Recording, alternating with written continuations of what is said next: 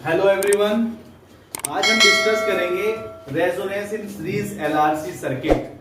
Resonance होता क्या है कि रेजोनेंस होता है कि जब सर्किट के अंदर मैक्सिमम करंट जा रही होती है ना, तो उस वक्त कुछ पैरामीटर्स इक्वल्स हो जाते हैं। जैसे कि हम एलआरसी सीरीज सर्किट की बात कर रहे थे, तो उसमें एक्सएल और एक्सी ये क्या हो गया था, इक्वल हो गया था, है ना। तो अगर ये इक्वल हो जाता है तो उस वक्त हमारे सर्किट में सिर्फ रेजिस्टेंस बचता है और जो सिर्फ फेज डिफरेंस बचता है वो फेज डिफरेंस जीरो होता है वोल्टेज और करंट के बीच में। तो ये कंडीशन हमारी एक रेजोनेंस की होती है।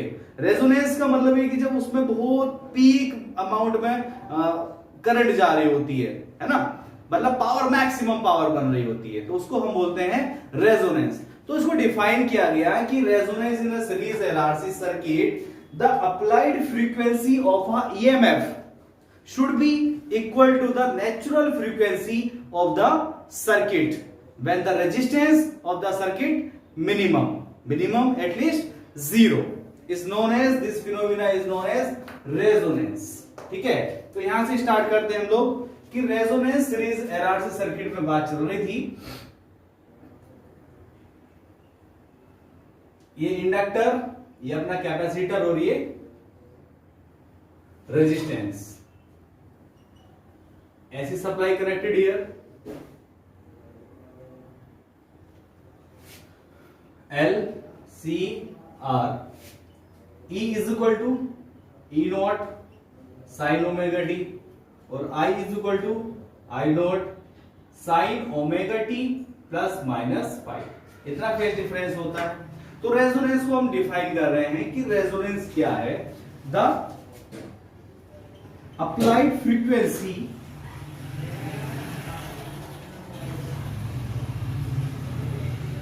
Of EMF should be equal to the natural frequency of circuit when the resistance of the circuit is zero, मतलब मिनिमम होना चाहिए। जीरो तो नहीं होता, किसी भी कंडक्टर का रेजिस्टेंस जीरो नहीं होता, बट वो कम से कम कितना होना चाहिए, मिनिमम होना चाहिए। दिस फिनोमिना, और हम क्या बोल सकते हैं, द फेज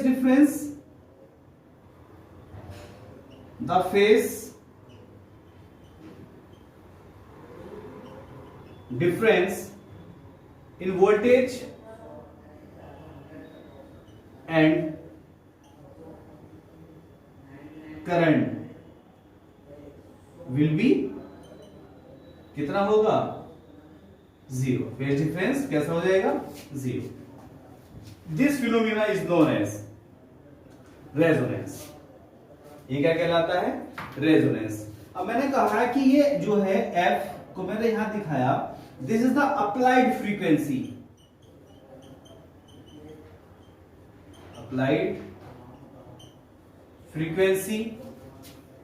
ऑफ ईएमएफ, और इसको मैंने दिखाया यहां से एफ नोट को नेचुरल फ्रीक्वेंसी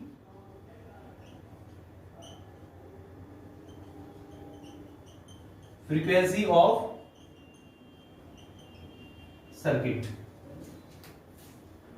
तो हमें यहां से मिला कि कंडीशन क्या मिली, हमें कंडीशन मिली कि जो एक्सएल है should be equal to the XC, है ना, क्योंकि हमारे पास z इज इक्वल टू क्या होता है, z is equal to under root के अंदर R square plus XL minus XC का होल स्क्वायर। इसी को मैं लिख सकता हूं, z को मैं लिखता हूं क्या, ई नोट अपॉन आई नोट। ठीक है, तो ये z के बराबर है हमारे पास, तो ये आर स्क्वायर प्लस एक्सएल को कितना लिख सकता हूं, omega minus one upon omega C का होल स्क्वायर। अब जेड मिनिमम कब होगा, मुझे चाहिए जेड मिनिमम, क्योंकि सर्किट के अंदर क्या चाहिए, मैक्सिमम करंट मुझे चाहिए। तो एक्सएल और एक्सी के बराबर हो गया मतलब ओमेगा एल किसके बराबर हो गया, 1 अपॉन ओमेगा सी के। दिस इज द कंडीशन, ये क्या है, कंडीशन ऑफ रेजोनेंस। तो यहां से मैंने मान लिया ओमेगा नेचुरल फ्रीक्वेंसी के लिए omega naught L is equal to 1 upon omega naught C. तो यहां से आपको मिलेगा ओमेगा नॉट स्क्वायर, इसको इधर लेके आया, is equal to 1 upon L C, और आपने लिखा omega naught is equal to 1 upon under root L C. This is the natural frequency. और हम जानते हैं omega naught is equal to कितना हो जाएगा, 2 पाई एफ नॉट। तो इसको यहां पुट करो तो हो जाएगा 2 पाई F naught is equal to 1 upon under root L C. तो F naught is equal to कितना, 1 upon 2 pi under root L C. That is natural frequency, natural frequency. ठीक है, आप इसको नोट कर लीजिएगा, फिर इसको मिटाएंगे, देन आगे कंटिन्यू करेंगे। अंडर रूट एल सी, और यहां से इसको मैंने लिखा 2 पाई F naught is equal to 1 upon under root L C. तो यहां से मुझे एफ नोट कितना मिला, 1 upon 2 pi under root L C. ये फ्रीक्वेंसी मिली मुझे। अब देखो जो फ्रीक्वेंसी है, the frequency F naught depends on L and C. F naught does not depends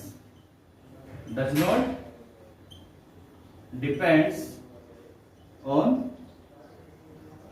R। R पे डिपेंड नहीं करती फ्रीक्वेंसी, किस पे डिपेंड नहीं करती, R पे डिपेंड नहीं करती। उसके बाद मैं कंडीशंस क्या क्या ले सकता हूं, if F is greater than, देखो अगर f is equal to F naught हो गया तो क्या हो जाएगा, आंसर है कि इसी का मतलब था कि XL is equal to X हो गया था, इसी का मतलब था कि omega L is equal to 1 upon omega C हुआ था, ये वाली सिचुएशन।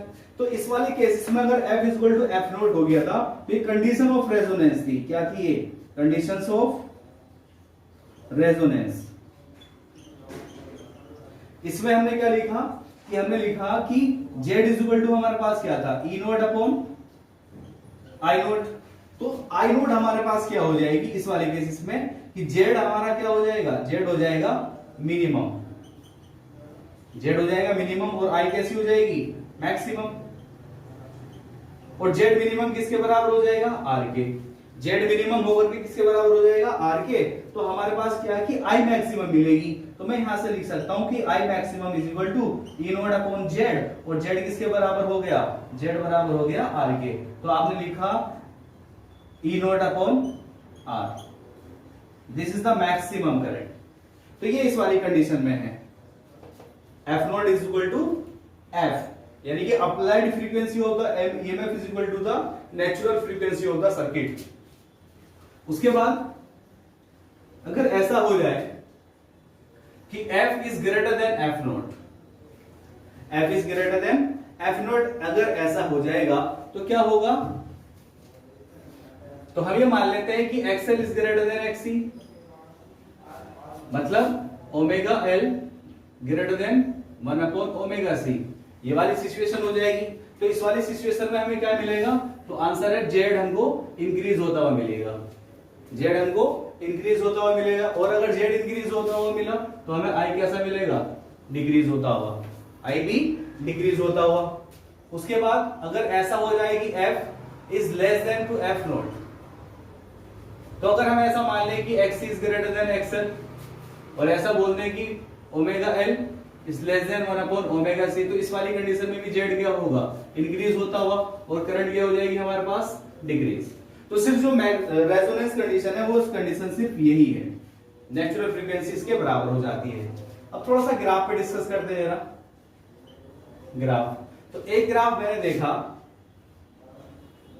फ्रीक्वेंसी, और यहां पर हम आई मैक्सिमम की बात कर रहे हैं, इधर ले रहे हैं हम आई, तो हमें एक ग्राफ ऐसा मिलता है, ऐसा। तो इस वाले वैल्यू पर ये कैसी फ्रीक्वेंसी है हमारे पास? आंसर है एफ नॉट, रेजोनेंट फ्रीक्वेंसी। यहां पर ये वैल्यू कैसी है?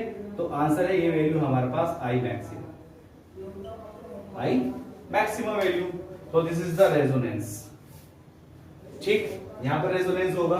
उसके बाद ये वैल्यू यहां पर भी पावर कैसी होगी? मैक्सिमम पावर होगी। अगर पावर की बात करेंगे तो पावर मैक्सिमम, और P इज इक्वल टू कितना होता है? आई स्क्वायर आर। ठीक, ग्राफ देखा। इसको हम क्वालिटी फैक्टर जब मैं पढ़ाऊंगा तो उसमें और डिटेल में हम ग्राफ पे डिस्कस करेंगे। दूसरा ग्राफ हमने बनाया, फ्रीक्वेंसी इधर ले रहे हैं हम लोग, और हम बात कर रहे हैं जेड के लिए, इंपिडेंस, जो कि हमारा इंपिडेंस है। तो इसमें ग्राफ कैसा आता है? तो आंसर है इसका ग्राफ ऐसा आता है। ये वाली फ्रीक्वेंसी, ये इस पॉइंट पर क्या हो जाता है? जेड मिनिमम हो जाता है, और मिनिमम होकर किसके बराबर हो जाता है? आर के। This is the natural frequency, यानी कि एफ नॉट। ठीक, एक ग्राफ और इनके बीच में हम डिस्कस करते हैं। देखो जरा यहां पर एफ नॉट इधर ले रहे हैं हम, एक्सएल एक्सी सब इधर ले रहे हैं, एक्सएल और एक्सी और जेड। हमने देखा था कि जो फ्रीक्वेंसी है वो रेजिस्टेंस पर इंडिपेंडेंट है। तो मतलब फ्रीक्वेंसी रेजिस्टेंस वाला मैं ग्राफ बनाता हूं तो रेजिस्टेंस वाला ग्राफ मुझे ऐसा मिलता है, इस पर डिपेंड नहीं करता। दूसरा, ये रेजिस्टर को शो करता है, किसको? रेजिस्टर को। आपको पढ़ाया गया था कि XL is equal to omega L होता है, यानी कि XL is equal to 2 pi F L, यानी कि XL is directly proportional to F और XC inversely proportional to F. ये वाली सिचुएशंस। तो हमने दूसरा बनाया एक्सएल के लिए, तो एक्सएल के लिए कैसा ग्राफ आएगा? Linear, directly proportional. दूसरा ये कैसा आएगा? ऐसा, इनवर्सली प्रोपोर्शनल एक्सी के लिए। तो जहां पर भी ये पॉइंट इंटरसेक्ट करते हैं, ये वाले, ये किसी कंडीशन है, तो आंसर है कि XL is equal to XC. मतलब इस वाले केस में तुम्हारा फेज डिफरेंस कैसा हो जाएगा? 0। This is the resonance conditions. इस कंडीशन में क्या होगा? रेजोनेंस। मतलब एक्सएल किसके बराबर हो जाएगा? एक्सी के। ये किसको दिखा रहा है? कैपेसिटर को, कैपेसिटर। और ये वाला किसको दिखा रहा है? ये वाला ग्राफ किसको दिखा रहा है? इंडक्टर को। तो इसमें मैंने देखा यहां पर कि XL is greater than XC, तो फाई कैसा मिलेगा? Greater than 0, positive. इस वाले उसमें देखो XC is greater than XL, तो फाई कैसा मिलेगा? लेस देन 0, मतलब निगेटिव। तो मतलब क्या है कि ये वाला यहां पर जो दिखा रहा है ये XL is equal to XC है, that means it is show the resonance condition, the phase difference कितना है? 0, मतलब रेजिस्टिव सर्किट की तरह काम करेगा। और दूसरा क्या है कि वहां पर रेजिस्टेंस मिनिमाइज हो जाएगा, और रेजिस्टेंस अगर मिनिमाइज हो जाएगा तो हमारे पास करंट जो होगी वो मैक्सिमाइज हो जाएगी। This is the resonance. मतलब क्या है कि नेचुरल फ्रीक्वेंसी अगर अप्लाइड फ्रीक्वेंसी ऑफ ईएमएफ के बराबर हो जाएगी तो वहां ईएमएफ जो होगा, मतलब जो करंट होगी वो मैक्सिमाइज हो जाएगी, करंट बढ़ जाएगी। ठीक है, वहां पर 5 फेज डिफरेंस वोल्टेज और करंट में कितना आ जाएगा? 0 आ जाएगा। This phenomena is known as resonance in series LRC circuit. Okay, thank you all of you.